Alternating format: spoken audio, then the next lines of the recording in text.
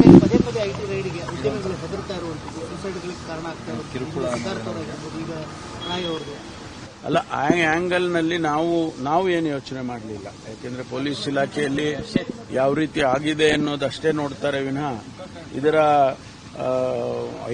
ಐಟಿಯ ಭಾಗವನ್ನ ನಮ್ಮವರು ನೋಡಿಲ್ಲ.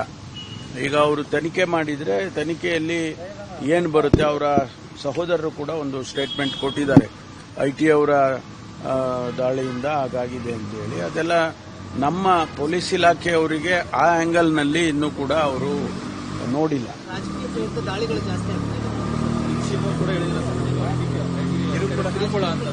ರಾಜಕೀಯ ಪ್ರಯುಕ್ತ ಕಿರುಕುಳಗಳಾಗ್ತಾ ಇದೆ. ಅಲ್ಲ, ನಾನು ಒಬ್ಬ ಗೃಹ ಸಚಿವನಾಗಿ ಹೇಳ್ಕೊಳ್ಳೋದು ಇಷ್ಟೇ, ಅವರ ಏನು ಆತ್ಮಹತ್ಯೆ ಆಂಗಲ್ ಇದೆ ಅದನ್ನ ಅಷ್ಟೇ ನೋಡ್ತಾರೆ. ಮಿಕ್ಕಿದೆಲ್ಲ ಆಮೇಲೆ ತನಿಖೆಯಲ್ಲಿ ಏನಾದರೂ ಅಂಥದ್ದೇನಾದರೂ ವಿಷಯಗಳು ಬಂದಾಗ ಅದನ್ನ ಮುಂದೆ ತನಿಖೆ ಮಾಡಬಹುದು.